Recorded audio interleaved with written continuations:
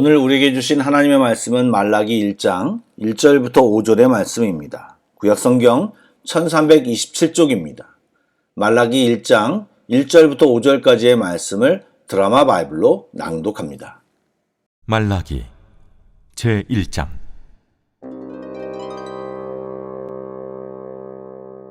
여호와께서 말라기를 통하여 이스라엘에게 말씀하신 경고라. 여호와께서 이르시되 내가 너희를 사랑하였노라 하나 너희는 이르기를 주께서 어떻게 우리를 사랑하셨나이까 하는도다. 나 여호와가 말하노라. 에서는 야곱의 형이 아니냐. 그러나 내가 야곱을 사랑하였고 에서는 미워하였으며 그의 산들을 황폐하게 하였고 그의 산업을 광야의 이리들에게 넘겼느니라. 에돔은 말하기를 우리가 무너뜨림을 당하였으나 황폐된 곳을 다시 쌓으리라 하거니와 나 만군의 여호와는 이르노라. 그들은 싸울지라도 나는 헐리라.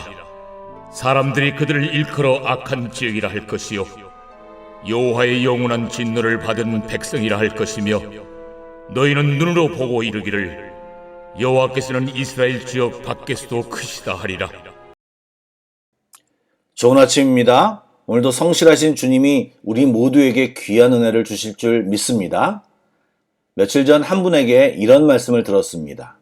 하나님께서는 일방적으로 자기중심적으로 기도하는 우리들의 기도를 변하지도 않은 채 몇 년째 똑같은 레파토리로 기도하는 우리들의 기도를 들으시면서 마치 처음 듣는 것처럼 들으시고 받아주시고 위로하시는 주님을 묵상하며 큰 은혜를 받았다고 합니다. 예, 주님은 강철 같고 돌덩어리 같이 변하지 않는 우리들을 오늘도 기대하시고 또 부르시고 계십니다. 같은 주제로 여기저기 말씀으로 말씀하시고 조금이라도 우리들이 변화되길 기대하며 노력하시는 주님을 오늘 우리가 만나서 주님의 사랑을 조금이나마 깨닫는 이 시간이 되기를 축복합니다. 아멘. 말씀을 나누겠습니다. 어제까지 에스라서를 살펴보았는데 오늘부터는 구약의 마지막 책인 말라기를 살펴볼 것입니다. 첫 시간이기 때문에 말라기에 대한 일반적인 배경과 개요를 말씀드리려고 합니다. 학계, 스가랴, 말라기는 포로 귀환 후 쓰여진 책인데 그중 말라기가 가장 늦게 쓰여진 책으로 알려져 있습니다. 정확치는 않지만 포로로 돌아온 뒤 100년 후, 즉 에스라 시대 이후의 이야기로 생각하면 될 것입니다. 포로 귀환 후 성전이 재건되고 에스라의 신앙운동으로 엄청난 결단을 이끌어냈지만 이스라엘 백성들은 그들의 범죄로 원치 않은 습관을 여전히 버리지 못한 것 같습니다. 아시는 것처럼 바사 제국에서 귀국할 당시만 해도 이전에 예언된 말씀이 실현될 것을 간절히 소망하며 속히 메시아가 오셔서 통일된 이스라엘과 열방을 다스리시는 하나님의 나라가 세워져 모두에게 평화와 공의가 가져올 것이라 굳게 믿었습니다. 그러나 시간이 지나면서 그들의 신실하지 못함은 바로 드러나 부패와 부정, 말씀의 불순종이 다시 만연하였습니다. 예루살렘에 돌아온 사람들은 그들의 조상과 같이 신실하지 못했고 그 결과 가난과 궁핍을 초래했습니다. 이제 계속 살펴보면 아시겠지만 그들이 얼마나 부패했고 썩었는지를 쉽게 알게 될 것입니다. 물론 그들은 메시아 왕국의 도래나 하나님의 나라에 대해 알고 있지만 더 이상 기대하지 않고 낙담과 불신의 태도가 선명해져 가고 있습니다. 그러기에 자연스럽게 선민사상은 희미해져 갔고 하나님의 사랑조차 의심하기 시작했습니다. 그들의 조상들과 같이 죄의 수레바퀴에 빠져 범죄를 반복하였습니다. 이에 대하여 여호와 하나님께서는 그의 선지자를 보내어 이스라엘 백성들에게 마지막 경고를 강력하게 하신 내용이 말라기서입니다. 그러므로 예수님이 오시기 전까지 말라기와 같은 선지자의 목소리는 더 이상 들리지 않았고 잘 아시는 대로 말라기 선지자를 마지막으로 하나님께서는 400년 동안 침묵하셨습니다. 말씀드린 대로 이스라엘 백성은 이 시기에 보여지는 현실로 인해 낙담하고 있었습니다.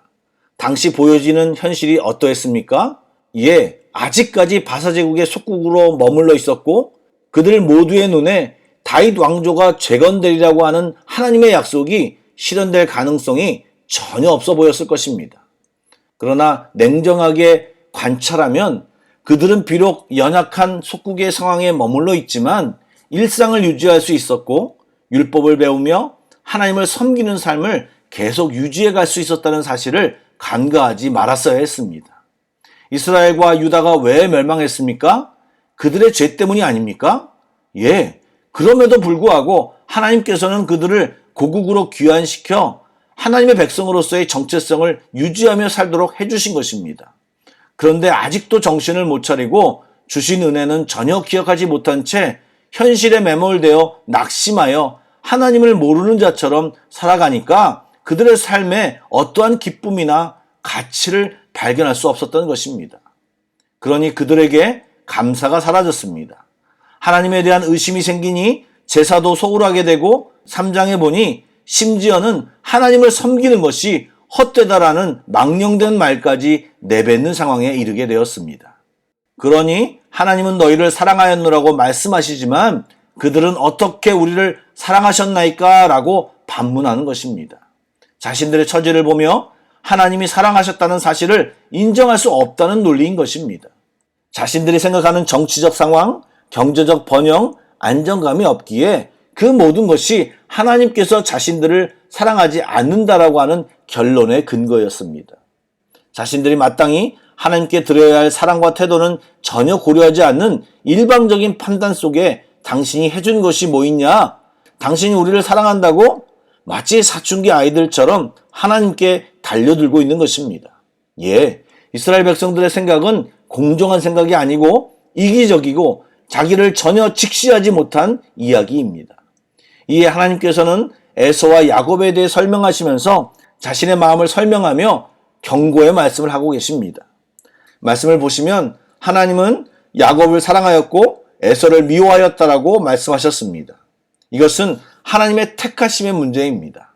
야곱에게 특별한 어떤 공로가 있어서가 아니라 하나님이 둘 중 하나를 선택해서 하나님의 백성으로 삼아야 했기에 한 아들을 택해서 온 민족의 제사장 나라로 택하신 것입니다.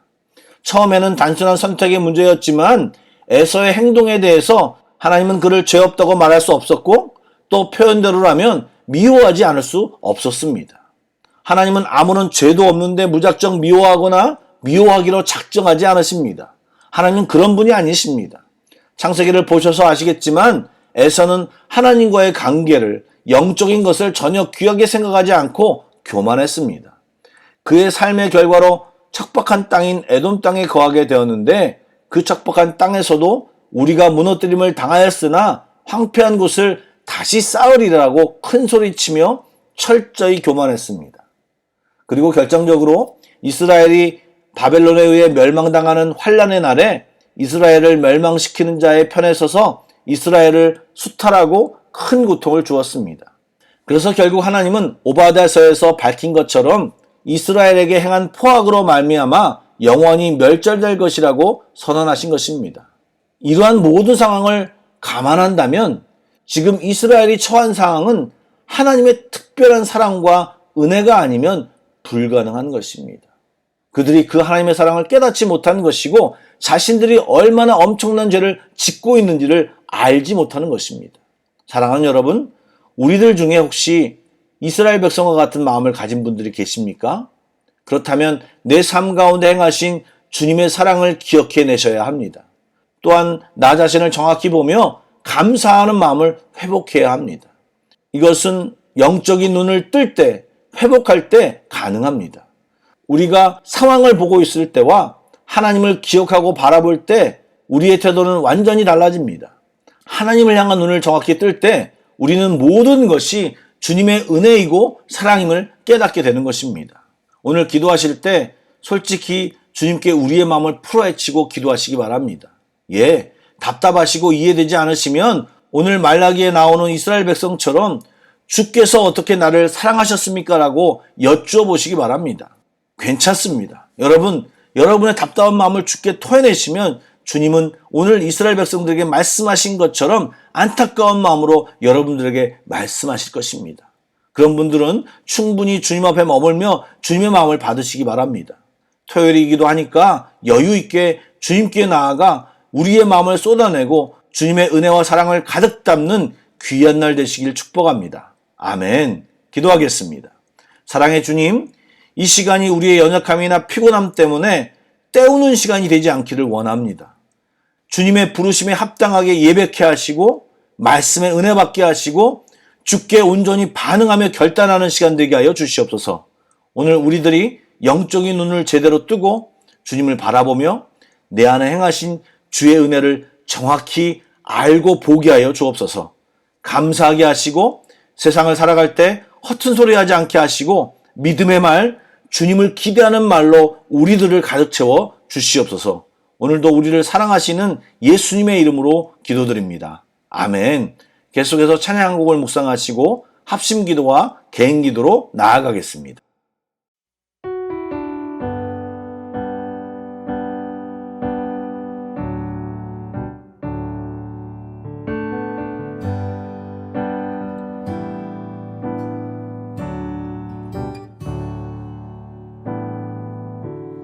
은혜 아니면 살아갈 수가 없네.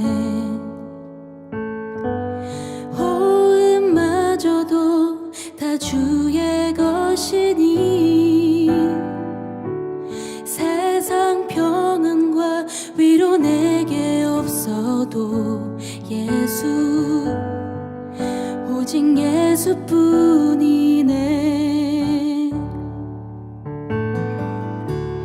은혜 아니면 살아갈 수가 없네.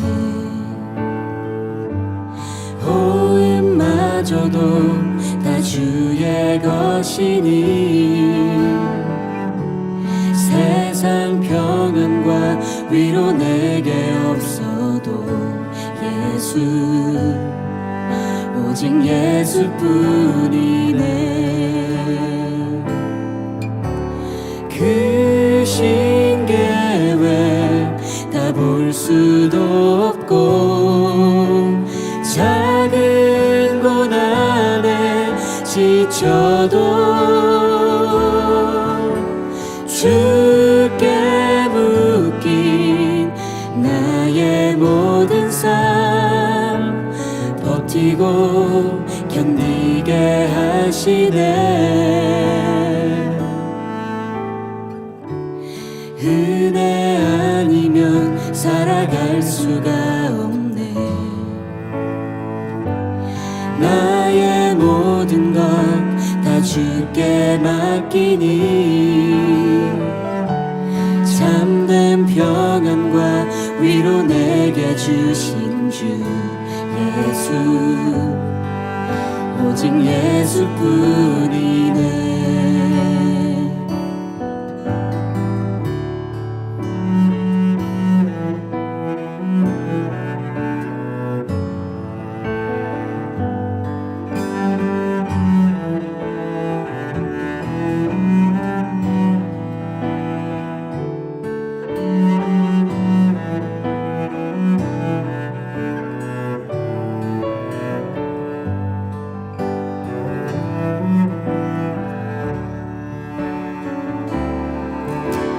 그 신계획 다 볼 수도 없고 작은 고난에 지쳐도 주께 묶인 나의 모든 삶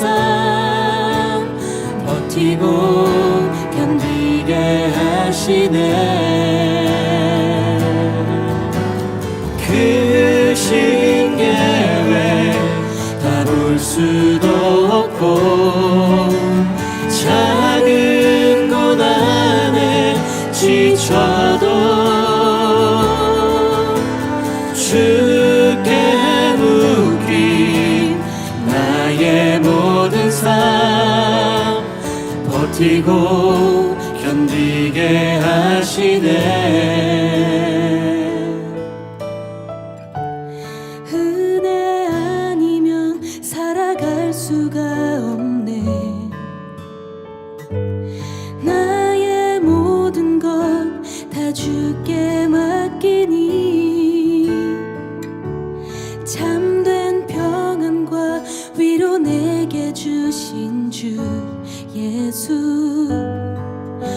오직 예수뿐이야.